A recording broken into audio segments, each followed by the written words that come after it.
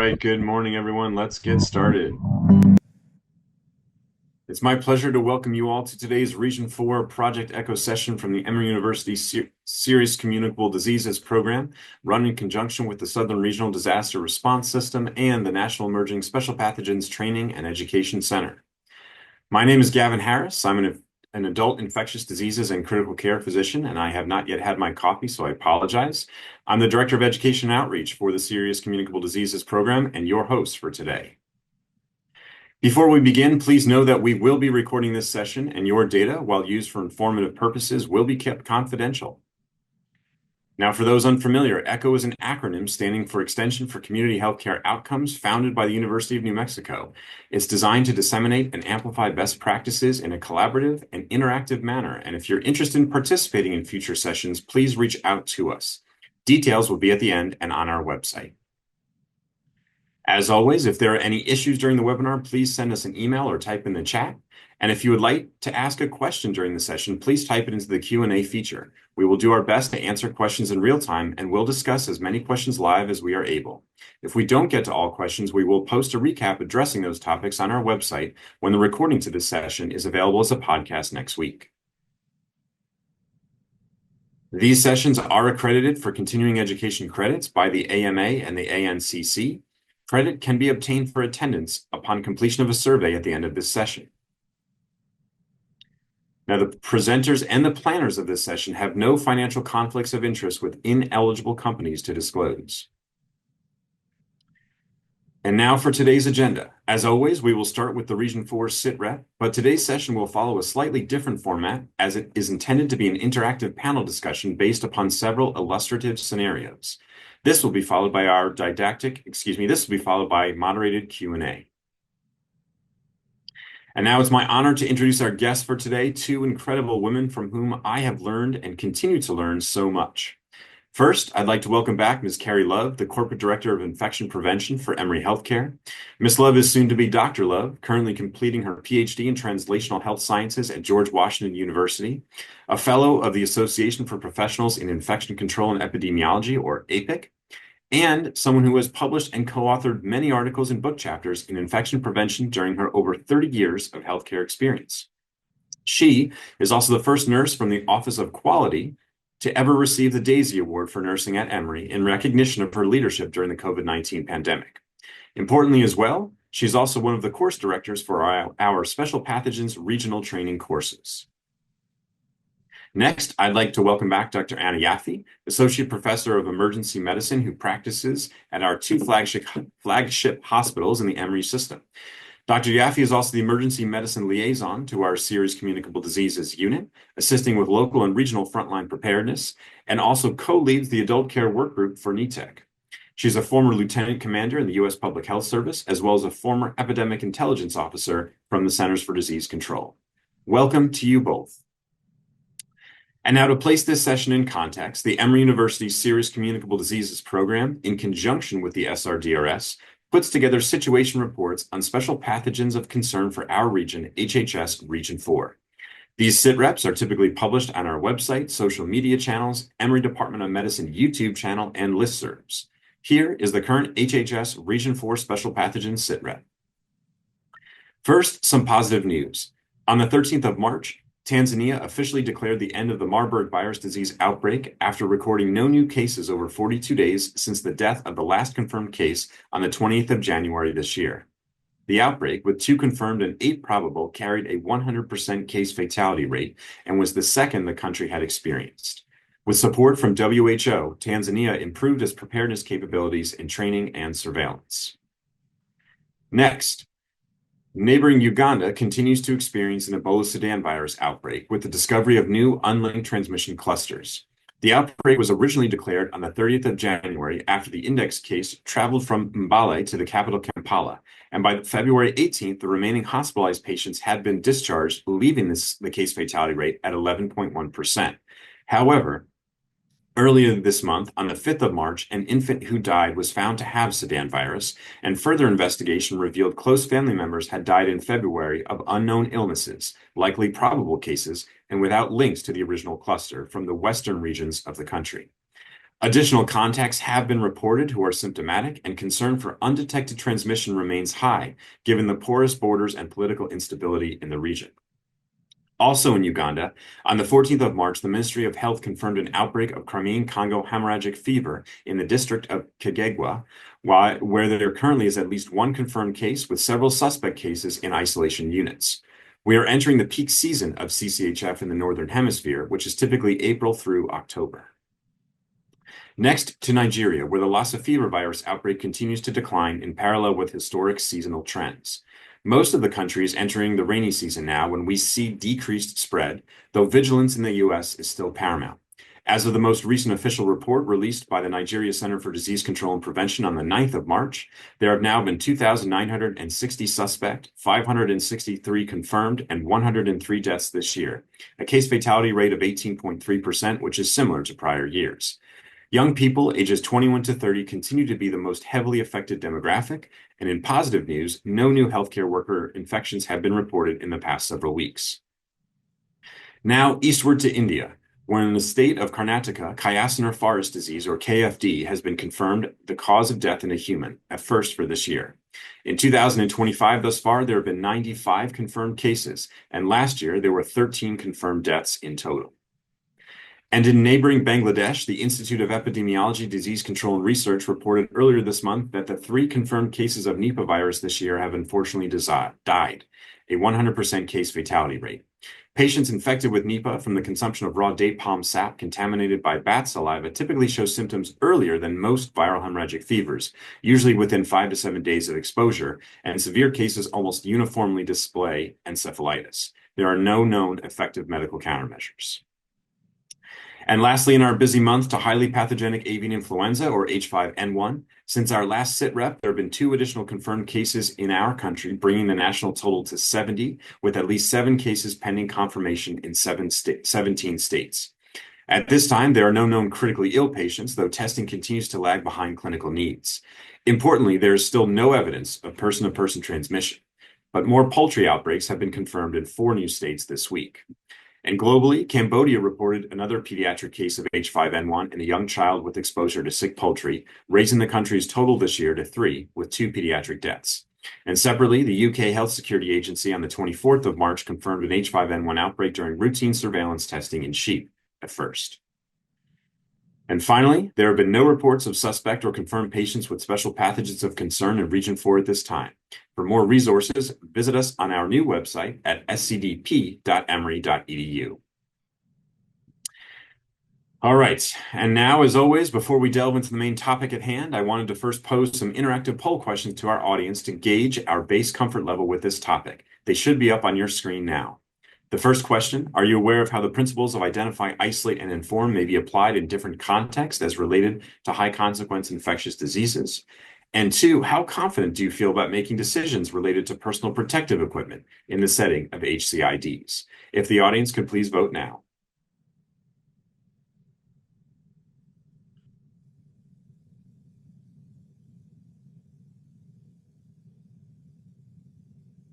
Right, another few seconds here, and then we could get the results of that up on the screen, please. All right, so for our first question, we have quite a wide spread, with at least most people moderately aware of the principles of identify, isolate, and inform, so we can certainly make some hopeful inroads there. And then quite a spread as well in the second question about decisions related to personal protective equipment. So we'll be sure to touch on both of these topics this session. All right, so with that, I think we will launch into the main topic at hand, and I apologize to the audience. You're going to hear a lot of my voice today, but we have some significant case scenarios. We have 3 scenarios to present. I'm going to ask our panelists to please come on camera now. And we're going to begin by talking about a case here. I'm going to read the case scenario, and then we're going to have some discussion points that hopefully will elucidate some of these fundamentals of infection prevention and control. So with that, let's launch into the first scenario. So here's the setting. We have a 22-year-old man with a history of hypertension, type 1 diabetes, a history of this recent unilateral or one-sided pink eye. He walks into the emergency department, and it doesn't really matter where, into the waiting room, that is, with influenza-like symptoms that have included fever, cough, sore throat, nasal congestion. And in the past 4 days, he's also developed some shortness of breath. Brief history that's acquired by the triage folks is that he lives in a rural area in northern Georgia. Likely, some of this may actually have been collected by a nurse who perhaps sees him in the first room in the back. But in any case, his family has a flock of chickens in the backyard. Several died last week, but it was found out that it was not reported to the Department of Agriculture. All right, so let's keep going. So the first question is, what do you do if this person presents to your waiting room, right, through the emergency department? I'm going to start here with, Anna Yaffee. She's one of our emergency physicians. Anna, let's start with you. So what are your first thoughts kind of right off the bat of hearing about this case in the waiting room? So first of all, I'm thinking this patient may have something infectious. And regardless of what it is that's infectious, I don't want that spreading in my emergency department to the rest of the patients or to my staff. So one of the things I'm thinking about is how can I most quickly isolate this patient from the rest of the general waiting room population and the rest of the emergency department. And one of the things I'm thinking of, which is the easiest thing to do, is to put a mask on the patient. All right, awesome, fantastic. You've touched on some very important points here. If we could go to the next slide, please. Yeah, so you brought up the first piece about isolation, right? And we have this paradigm, of course, that's identify, isolate, and inform. We're going to add an additional piece called initiate care or intervene here that we're going to talk about. But oftentimes, as I think you mentioned, these different points may happen simultaneously. Is that fair to say? Not necessarily you always have to identify first, et cetera, right? Absolutely. And hopefully, you mentioned that this patient may have told their story, including their exposure history to triage nurse, but I'm hoping that this identification may have even occurred earlier. As probably many colleagues who work in the emergency department setting, sometimes the ED is very busy and there's a lag between when the patient walks in our door and when they're actually triaged. And so we Mm. have sort of even another frontline staff who kind of checks that patient in. And we also like to use patient-facing signage to help patients self-identify in order to more quickly isolate the patient. I think that's fantastic. And just another follow-up to that, if this patient is so-called flagged as having potential infectious symptoms and signs, right? A mask is placed on the patient. Would this be a patient who you would send back out into the waiting room, do you think? I would hope not. But again, I Yeah. know how the emergency department can function, and especially in the height of viral respiratory season.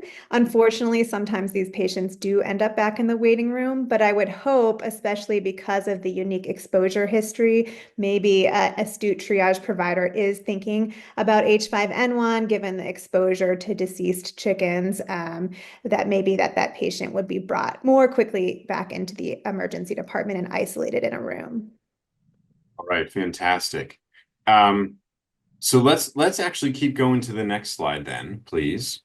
All right, so if we talk more about kind of identification, right?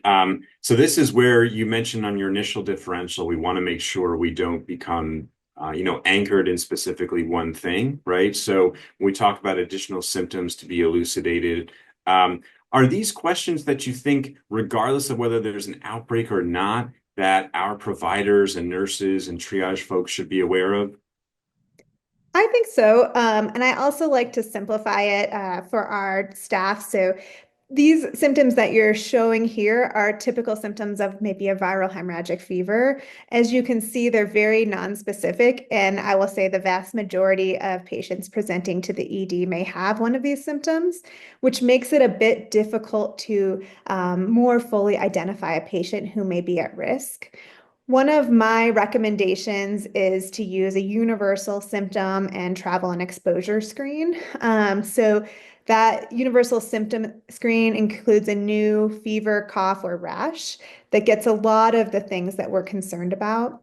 And then the exposure and travel screen includes both travel internationally, which we know can be a risk from your sit rep, but also domestically, as you showed from some of the places with H5N1 in our own country, and then unique exposures like agriculture or other things, depending on what's going on. We know there's measles right now, maybe exposure to people who might have been sick. So these are things that I would hope that our ED triage and frontline would be using. Those are some great points. And the last piece I think is really crucial that you made is that these infections don't have to come from somewhere else, right? We have infections that are constantly brewing in any country, in any region, so to speak. And so we have to be careful that we don't miss something that could be right in our backyard. Um, well, fantastic. All right, Carrie, I'm going to turn to you now too. Anna brought up this question or this topic of this travel screen. I know that's something that you've been involved with, especially with electronic health records and things like that. Could you perhaps elaborate a little bit on how that might be implemented in a situation like this, or when it's designed to be implemented, how we might harness the power of the electronic health record? Mhm. Yes, thank you. You know, your screening process is only as good as the number of times that you use it. And I know that with our electronic medical record, when we went live with it, this was kind of a new process for us. So, we have a tendency sometimes to just answer questions, click, click, and go through. And I think the opportunity that we have is to teach those frontline people who are going to catch these patients as they present and help them to understand why this is so important. I mean, Dr. Yaffee mentioned a multitude of things, like making sure that they have a mask, getting them back into a room instead of leaving them in the waiting room. Making sure that your screening process is utilized, and then that someone knows what to do, who to call if it's flagged.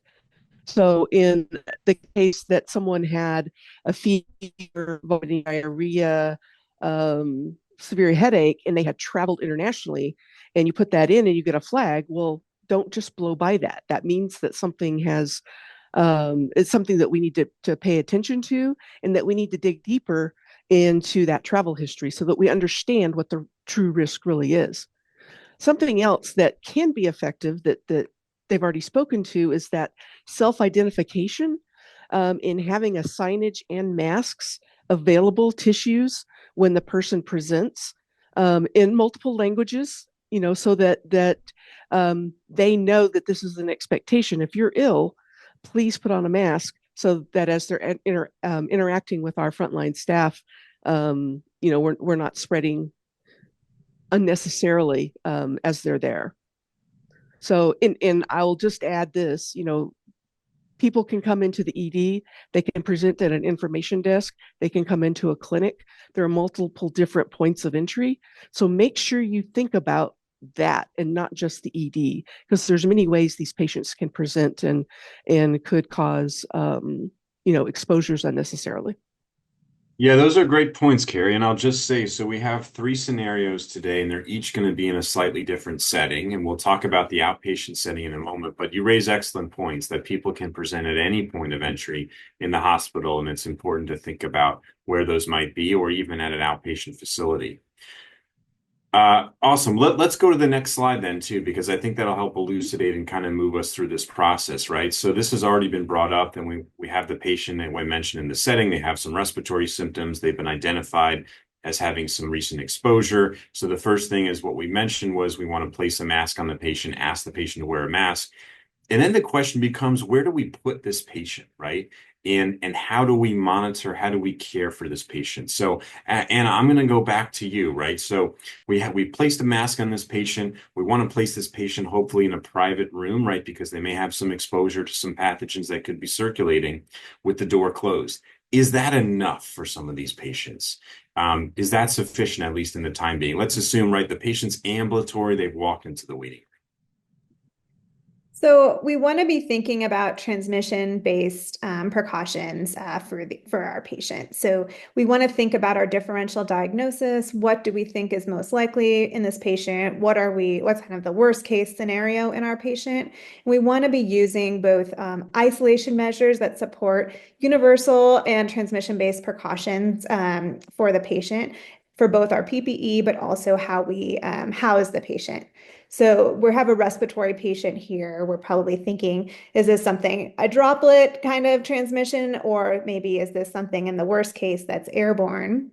And so for most patients with droplet mediated transmission, certainly a private room with the door closed is probably a good first step, especially if the patient's masked. But if we have any inkling that maybe there's something airborne going on, we want to think about using one of our negative pressure or airborne isolation rooms. I know in the emergency department that is super hard. Most emergency departments don't have a lot of available airborne isolation spaces, or they may be having another patient in them. So I think the good initial step is masking and putting the patient in a private room. Yeah, so that was going to be my next question. A lot of our emergency rooms are under tremendous amounts of strain, especially in this environment, and we can't just keep a patient, an airborne isolation room necessarily open all the time. Um, but I think I agree with you. Putting this patient in a room with the door closed, would be important at a minimum. Let's keep going actually into the next slide, because this will help, and I'm going to turn to Carrie now too. Because isolation is not just about patient isolation too. We also want to think about our healthcare workers' safety, right? So we put the patient to have we put a mask on the patient. We want, of course, the patient to keep the mask on. But now let's talk about some other considerations from an infection prevention standpoint, Carrie, that we should think about. Absolutely. And yes, we've got the patient has a mask on. The healthcare worker needs to understand and be comfortable in the PPE that they're going to wear, because they're going to have to start IVs, they're going to have to draw blood. And depending on the organism that is suspected, they may be operating in something that they don't wear every day. So, if you're in high level PPE with a capper and gown and those types of things, the way you move around the room is going to feel a little bit different than if you're just in with gloves and a mask on. So those are things that are good to practice. The other piece is you're going to want to keep track of who's going in and out of that room. So we can't just have multiple caregivers running in and out and not knowing. We need to make sure that whoever does enter that room has on the appropriate PPE, and that we limit it to necessary staff members. And as And always, and there's and go Carrie, ahead. sorry to interrupt you, but for the benefit of our audience, why is it important to keep track of these people going in and out of the room? Because if they have a high consequence infectious disease, there are monitoring protocols that we're going to want to follow afterwards. So we want to keep track of that healthcare worker, monitor for symptoms, because in case of exposure. So this is one of the ways that we can track and make sure that our staff are truly safe and that they get the appropriate care they need if they were to develop symptoms. Perfect. Thank Um, you. yeah. CDC guidance on PPE selection is out there and available. NETEC, there are a variety of different resources, and so making sure that if you have a question, phone a friend or have those resources available. Think about it ahead of time, because if you're prepared, then you're going to have the tools you need, and you're going to be safer moving forward.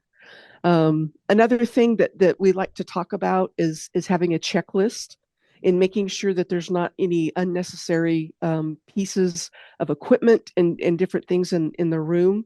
When you want to use dedicated and disposable medical equipment if possible. Limit the use of needles and other sharps. And then you want to think through, this is where it gets into the airborne isolation room piece, is if they're going to have a procedure performed on them that can increase the environmental contamination and aerosolize, then you need to think through that piece of it in the airborne isolation room and in getting them to an area that's appropriate. One other piece, if you get a patient in a room and you end up having to transfer them maybe to another room, say they're in a regular room with the door closed, but you're like, okay, this person's going to need to have a bronch or whatever it is, think through the path you're going to take that patient to get to this airborne isolation room. Because a lot of times we think the shortest way is the best, but there may be other obstacles or other people on that route. So you want to make sure that you've kind of thought through what your transportation process is going to be so that you're limiting exposures.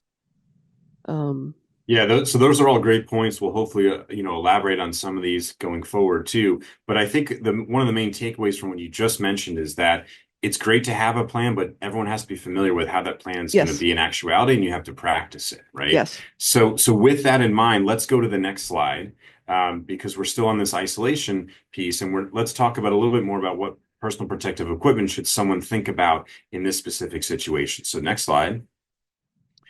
Right, so we have a patient who may have some respiratory symptoms here. And Carrie, if you want to just give us an overview of kind of what you would think about from an infection prevention standpoint. Absolutely. So, we know this patient has respiratory symptoms. We're at the point where they're influenza-like. They've got a fever. They've been short of breath. We know that they have exposure to chickens, and several have died.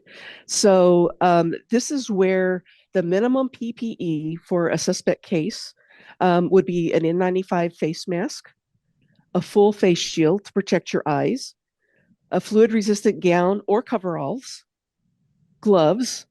We recommend 2 pairs of gloves so that you've got inner gloves and then outer gloves with extended cuff, shoe covers and hair cover. That's going to protect you. And the N95 is going to protect you from the potential respiratory exposure if it is airborne. And then, if the patient vomits or becomes wet, bleeding, whatever the situation is, then you're going to be protected as a healthcare worker by having these other pieces of PPE on. And it's better to have it on now than think, oh gosh, I should have put that on, and then end up with, having to emergently be removed from the room and decontaminated possibly. So, the minimum level is what I've got projected here. And this is what we would take into consideration for that particular patient. Fantastic. So then, a follow-up question. This is a question that's come through the chat. I think we'll try to do these kind of in sequence here as they come through and as they're related. Is that, with the strain on emergency department waiting rooms today, right? And so there's always a concern about how do we minimize exposure to those patients, right? So we've already talked about, if we have no airborne isolation room, someone comes in with, some symptoms such as we're describing, we get them on mask, we put them in at least a room with a closed door, right? Then the question becomes, what about the staff that potentially have been exposed? What about the other patients that are waiting in the waiting room? Do you have any insight into perhaps best practices in these situations? And I'll get your thoughts, and then I'll turn to Anna as well. In some cases when it can be accommodated, I know that there have been sections of the waiting area that are kind of cordoned off. So if you have respiratory type symptoms, we're going to keep these folks here. That's almost impossible to do when you've got, we're in the middle of respiratory viral season, and that's what everybody's coming in with. But, I think the self-identification, making sure that the patient gets a mask on as soon as possible, hand hygiene, and the backlog of patients, if we try to get everybody in a room, could end up causing issues. But you've got to think through, if you had an influx, where would you put all of these people? Because typically want them in a private room so that they're not sharing whatever they have with another person. And then you've got to think about the family members who have come in with them. What are we going to do with them? So all of those pieces are things that you need to think through and understand the layout of your facility so that you can either sequester them in a certain area, or make sure that everybody's protected the way they need to be with masks and obviously that good hand hygiene and PPE.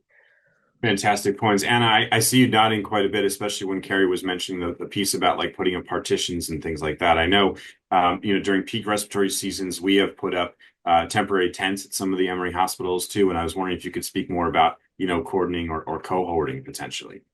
Yeah, I think that split triage flow between infectious and non-infectious, cohorting patients with similar infectious symptoms is a great option, especially during kind of a pandemic or a respiratory viral surge where we're really just at a critical mass and we cannot room everybody as we would normally.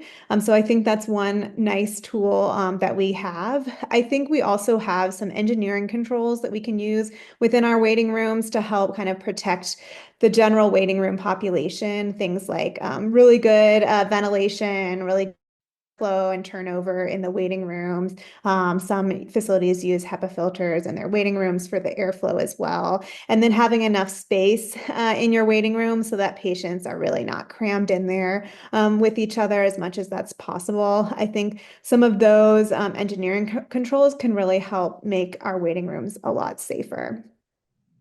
All right, fantastic. There have been a couple of questions regarding some specific PPE ensembles that we're just going to briefly address, and then we'll move on to. So, Carrie, I'm going to start with you. There's a question about the hair cover. Is this something that's we have typically used that's fluid resistant in any sort of way, or is this like a standard bouffant cap type hair cover? It's the standard bouffant, and one of the reasons we recommend that, obviously, you don't want your hair hanging in your face, especially if you've got longer hair and maybe don't have it up in a ponytail or something. And it makes it easier, especially if you're wearing an N95, to get that mask off and on. So it's containment. I I guess there's the potential if someone had projectile vomiting, at least that would protect you some. But really, it's for control of the hair and to make the donning and doffing of the mask easier. Then you're going to have a face shield over that. So it's more for containment than we would use for moisture barrier. Yep. Yeah. Understood. Okay, let's keep going because I think some of the questions too will be addressed by our next section or so. So next slide, please. So now we come to another piece, right? So after identifying and isolating, again, a lot of this happens in tandem simultaneously. What should we think about doing next? Let's go to the next slide, please. And then we get to the area of inform, which is the next piece of the algorithm or communication, right? So we talked a little bit about this. So the concern is that if we identify someone, we flag them, we've isolated them potentially, right? We don't want to just leave them there in some sense. We want to know what our procedures are at a specific, institution. So Anna, let's start with you as, you have direct frontline experience in our emergency rooms almost on a daily basis. Kind of tell me, walk me through a little bit of the flow of what this happens. Let's assume in this situation that we are concerned about a potential, avian influenza type illness here. Absolutely. So we want to make sure that we have all of the necessary information that our public health professionals and our IPs and our infectious disease professionals are going to need to help make kind of some decisions about those patients. So we may need to don our PPE, like Carrie was mentioning, enter the patient's room and kind of obtain additional pieces, critical pieces of the patient's history. We may also have to stabilize our patient. So this patient was ambulatory into our ED, and so presumably is in a situation that maybe they're going to be stable enough to be in the room for a little bit, but we may have a critical patient presenting, and we have a ethical and legal obligation to care for our patient. So we may kind of be doing some of this care initiation as well as informing and getting all the necessary professionals on board early. But I'm thinking of at the time after I've obtained the information, I'm thinking about H5N1 or high path AI. I want to call a lot of different people. I think one of my first calls is to someone like Carrie or the rest of our infection prevention team to kind of help guide me through what questions I need to ask and what I need to be thinking about for this patient. We may also have to call our public health professionals, although that's maybe something that our infection prevention can help with. I want to leave the frontline providers with a sense of not feeling overwhelmed with the number of phone calls that we have to make. I think first call to infection prevention, maybe your infectious disease consultants, and then they're going to help you kind of liaise with public health, liaise with kind of all the other people that need to know. One other thing I think that is important to make sure that you notify is your emergency department leadership. So you don't want your leadership, nursing and physician leadership, to kind of find out on the back end that you took care of a patient with maybe a suspected high consequence infectious disease. So definitely let them know earlier so that they can also assist with getting all the necessary resources to you. Those are some great points. And I'll just emphasize for the audience too, is that the procedure that Anna's just outlined may be a little bit different than at your home institution. Whether you have hospital epidemiology or infection prevention or infectious diseases, there likely will be a protocol at your institution. And so, as Anna really mentioned, you don't want to feel overwhelmed that you are the one who has to deal with all of this, but it's important to get folks involved early to provide that additional layer of support. The other thing, Anna, I did want to mention to you or ask you, that is, and this is a question that has come up too, is how is the communication with like the laboratory folks? Like if you see someone in the emergency room setting, you're concerned they may have a specific pathogen, whether it's H5N1 or not, is there communication between the laboratory people to help them prepare potentially in this situation?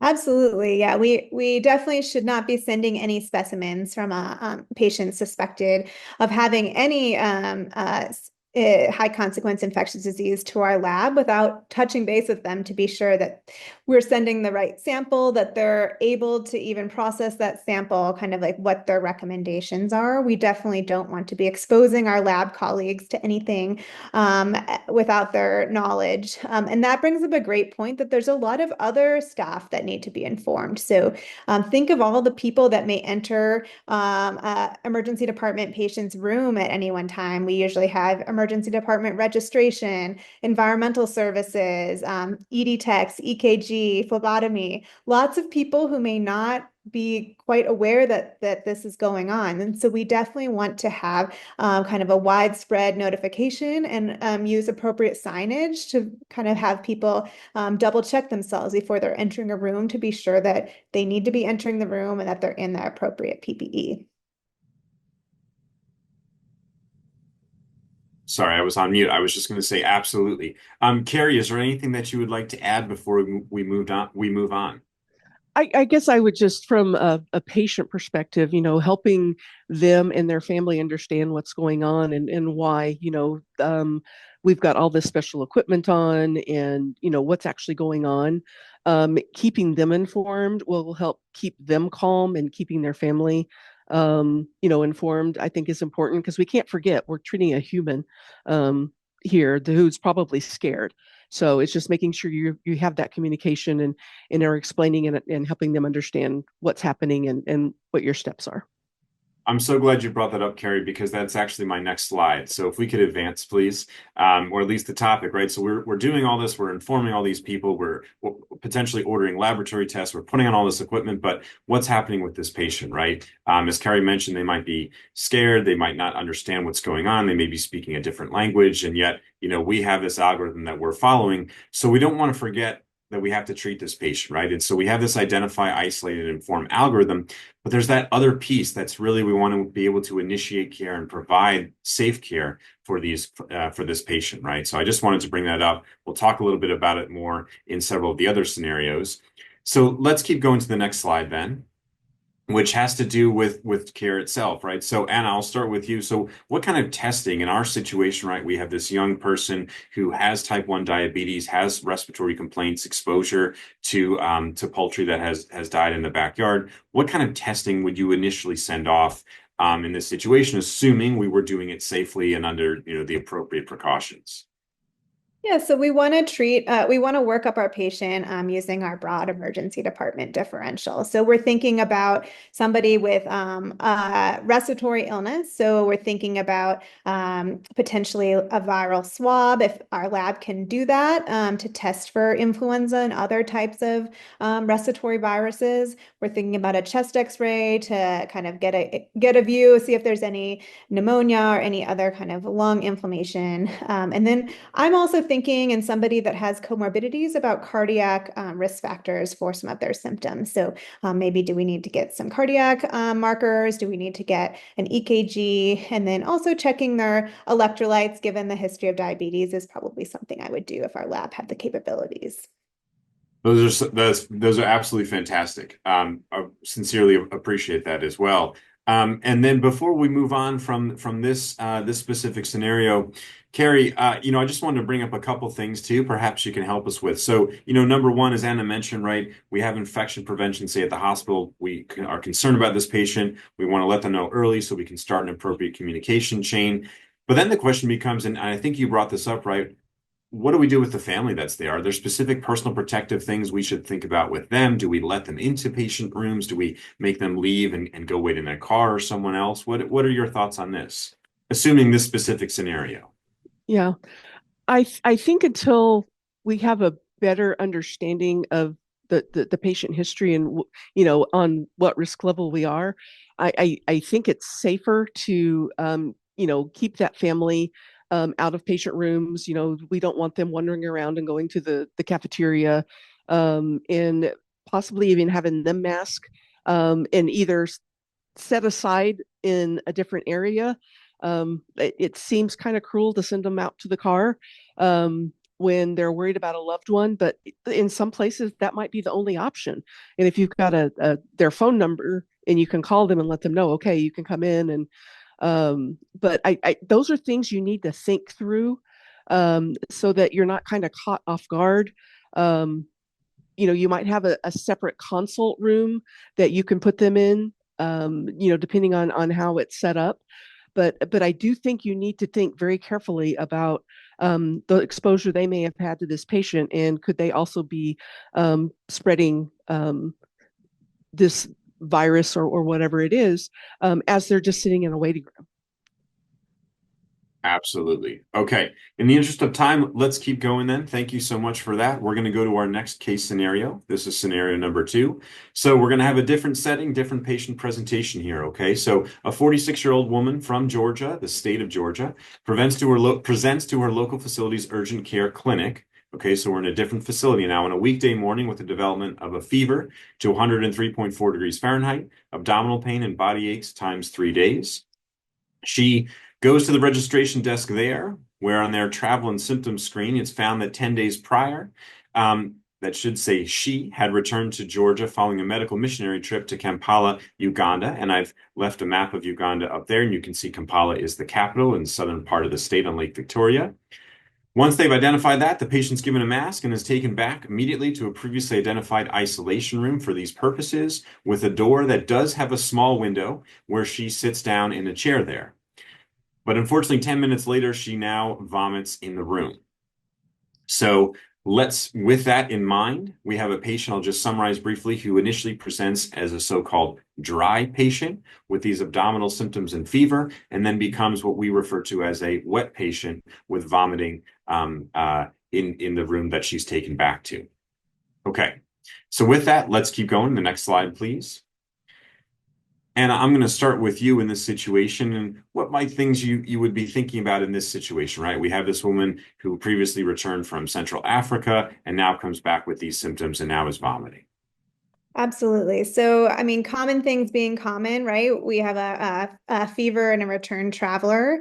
So I'm thinking about infectious gastroenteritis, traveler's diarrhea, kind of a bacterial infection, also things like appendicitis, pregnancy, other common causes of vomiting, abdominal pain. But as we heard in the situation report, there is active viral hemorrhagic fever outbreak in Uganda, and this patient does have some of those non-specific symptoms that are part of the case definition of a viral hemorrhagic fever, and potentially an epidemiological link, which is a medical mission, so potentially providing healthcare in the region where maybe a viral hemorrhagic fever outbreak is occurring. So something like Ebola or a viral hemorrhagic fever would also be on my differential. Those are fantastic. All right. So the focus of this scenario is really going to be on personal protective equipment. I'll just say that from the outset. These next two scenarios are going to be a bit focused, right? So we have someone who's now become wet. Like you mentioned, we are concerned about a viral hemorrhagic fever. Let's assume we're also testing for things that are more common, like you mentioned, non-infectious things like pregnancy. We can't forget about that. And then also just common bacterial, maybe parasitic things, malaria, things of that nature too. All right, so let's go to the slide. We're at this outpatient facility, right? Let's assume our outpatient facility has some significant stockpiles of personal protective equipment. Next slide, please. The question is, what do we do now? Right? So, Carrie, I'm going to put this over to you, and then we're going to lead into what personal protective equipment should we think about donning. Next slide, please.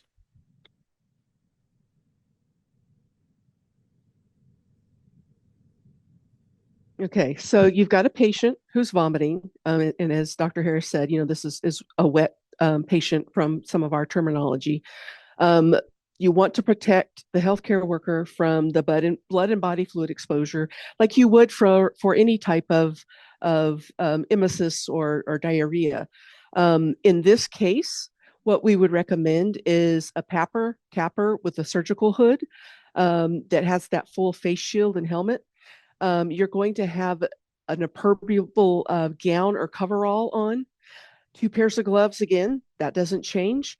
And then we like to add in that single-use fluid-resistant apron over top of it because, the coveralls have zippers. So we're going to want to make sure that that's protected. And then again, the single-use boot or shoe cover. So having that level of PPE on is what you're going to want to take into consideration before you even go in to contain, if the patient has vomited and it's on the floor.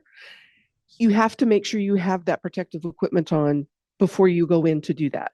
Maybe you're just going to lay down some Chuck's pads or something to absorb it, but ensuring that the person who's going in to take care of that is appropriately protected with PPE.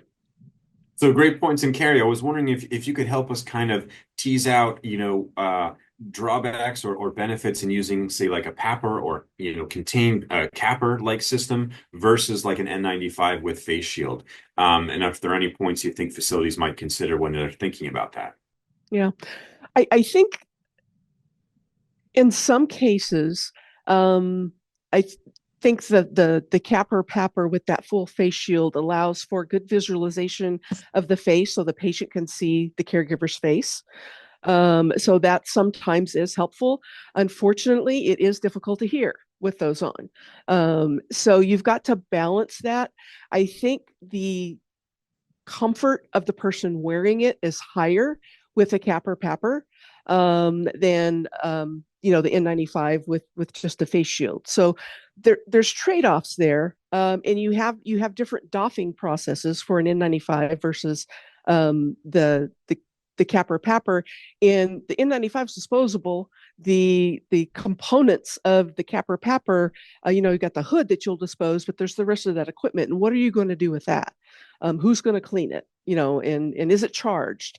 All of those pieces. So there are a lot of considerations, but I think ultimately you've got to look at what's going to work best for your facility and just ensuring you've got a process to handle both of those. But there's trade-offs to each of them. But as we have chosen to use the capper PAPR just for ease of donning and doffing, etc.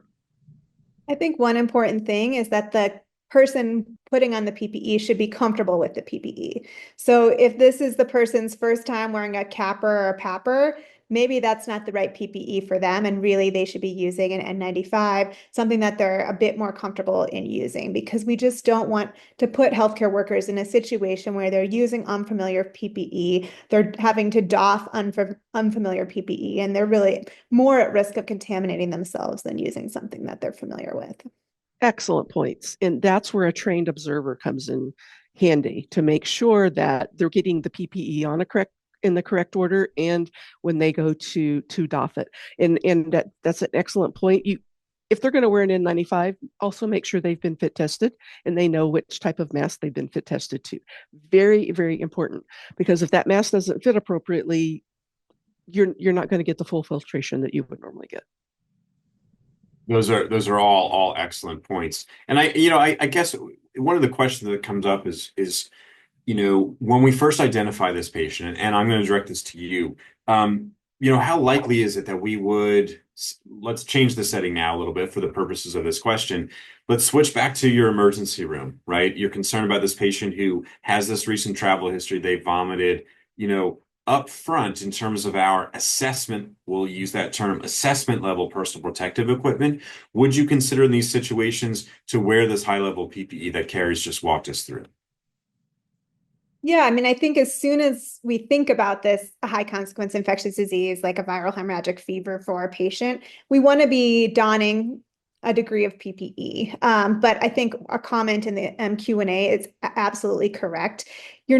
Maybe your first choice to gather some of your history is not the PAPR capper style of PPE. You're going to put on your N95, your face shield, your gown and gloves, and go into the room. And maybe you're not going to examine the patient or touch them, but you're going to gather some key bits of information in a safe way. Absolutely. Fantastic. And I've just, for the purposes of clarity as well, there's a question about what's the difference between a capper and PAPR. They're relatively interchangeable. Here, a capper stands for controlled air purifying respirator, and a PAPR is a powered air purifying respirator. The capper is a specific type of PAPR just for those purposes and is often, again, used interchangeably too.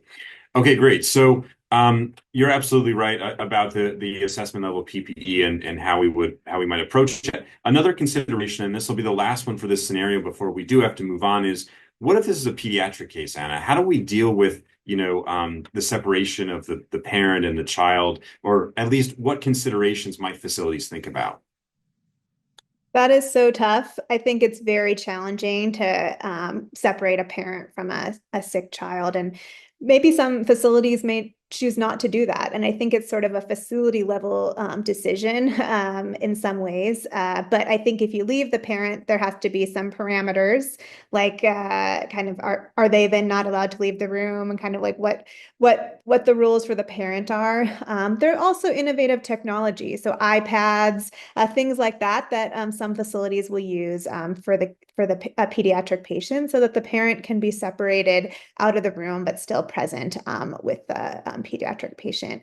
I think one important group of people who you want to be involving in these decisions is your public safety, as you're thinking about potentially removing family members from patient rooms, also helping kind of secure the area, things like that. And so definitely get them on board early.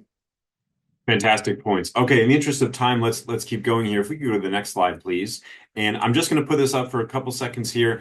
We will be providing resources and links to the audience. I would just like to throw that out there. We have extensive amounts of resources we will be disseminating. This is going to be one of them. And this is just kind of an outline of what Anna was referring to in terms of transmission-based personal protective equipment. So every virus, every pathogen that we're thinking about may potentially have different routes of transmission, and the personal protective equipment may vary because of that. If you'll just direct your attention to the third column from the right of your screen, this is what I'm mentioning in terms of how we might stratify what level of PPE, contact droplet, airborne, eye protection, and then you can go down and you can see some viruses are not transmitted the same way. Again, we will provide this after the session. All right, next slide, please. We're going to move now on to our third case scenario. Okay, and here's the setting. We have a 46-year-old man who is a physician suspected of having a viral hemorrhagic fever after presenting with severe headaches, fevers, chills, nausea, and diarrhea. Recently returned from a 2-week trip also to Africa, but to Liberia now, different part of the continent, where he treated many patients in a rural clinic. He was not symptomatic on his return flight, but 3 days after arrival began to have symptoms. We're going to skip ahead now to the emergency room, right? So our facility has an airborne isolation infection room that's available. We are a level 2 facility, and we are rapidly reaching crisis standards of care. So there's significant strain on the emergency department at this time. And likely this patient will need to be transferred to a regional emerging special pathogens treatment center in the next 72 hours. Now, of course, in this region, we have 2 RES PTCs, Emory University and UNC Chapel Hill. But I'll say the patient has not yet been confirmed to have a viral hemorrhagic fever, nor have any tests been obtained. So the focus of this setting, we're going to talk briefly about, while we have identify, isolate, and inform, we're going to talk about intervening, that last piece, initiating care, and how we might deal with those specimens and testing. So we're going to jump ahead actually now to several slides. If we could scoot ahead to slide number, that will be number 49. So let's keep going. What testing is required? We can continue. What personal protective equipment? We've talked a lot about this. Let's keep going. We just went through this slide. And now let's think about considerations with specimen collection and also waste. So, Carrie, I'm going to start with you. This is a diagram here that one of our medical illustrators from NETEC has composed. And there are a lot of components here that are a little bit different than what we would see on a daily basis when we're drawing specimens. So I'm just wondering if you could kind of talk us through some considerations that, frontline providers and nurses might have in this situation. Absolutely. So, thinking about the fact that you're going to be in PPE, and the first thing you want to make sure is that you've got your supplies close, your sharps container, your waste bin. In this illustration, there's a couple of absorbent pads there so that you can, set things on that if needed, or capture any fluids. You've got your gloves, you've got your disinfecting wipe, you've got hand sanitizer. All in place there. And so when you're preparing to collect a specimen, you've got everything you need. You're not having to walk around the room, reach over, do a variety of things. And just making sure that things are easily reached and that you can function and collect that specimen as effectively and efficiently as possible.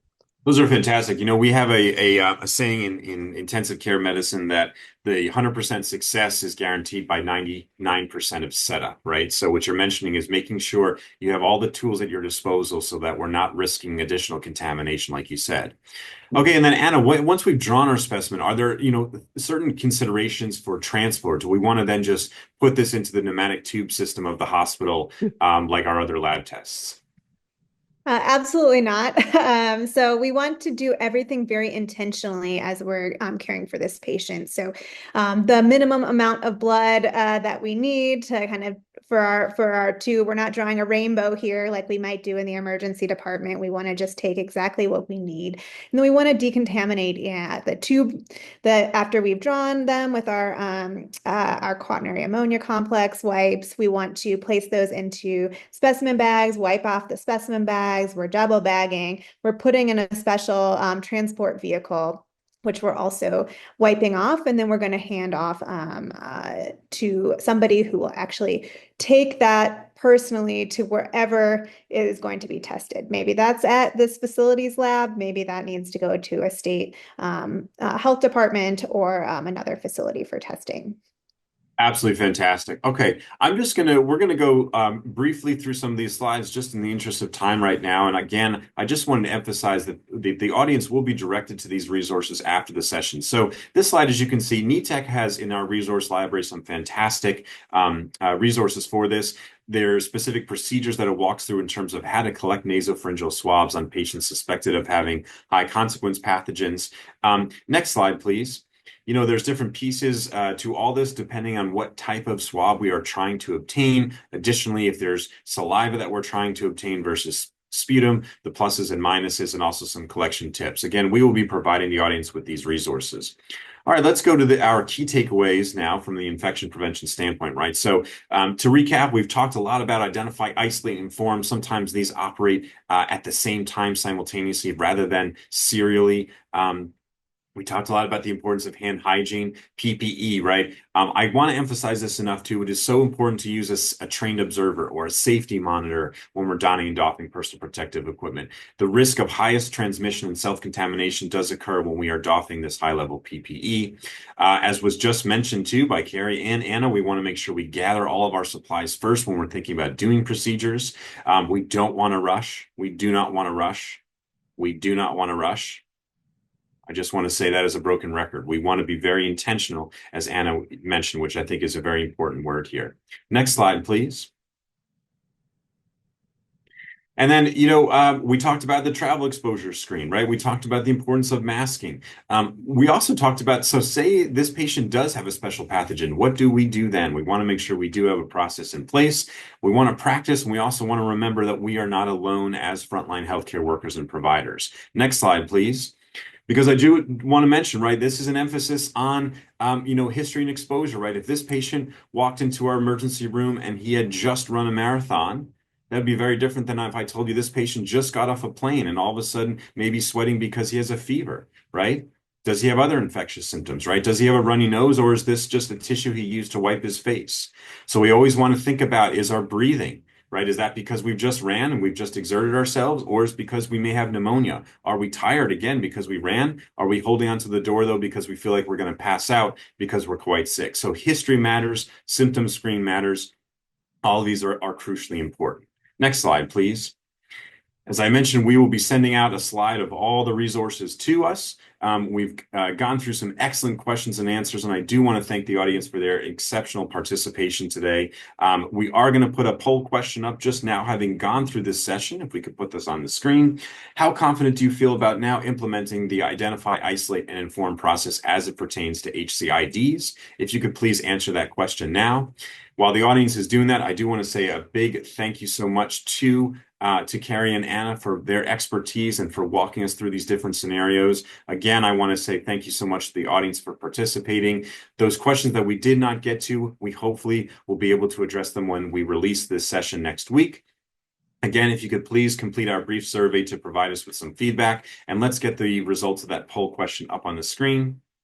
It looks like our panelists have made some significant inroads and assistance with our audience. We have now shifted everyone to have at least an appreciation and understanding of identify, isolate, inform. So thank you very much again. Thank you so much to our SCDP ECHO team. We hope to see you again soon.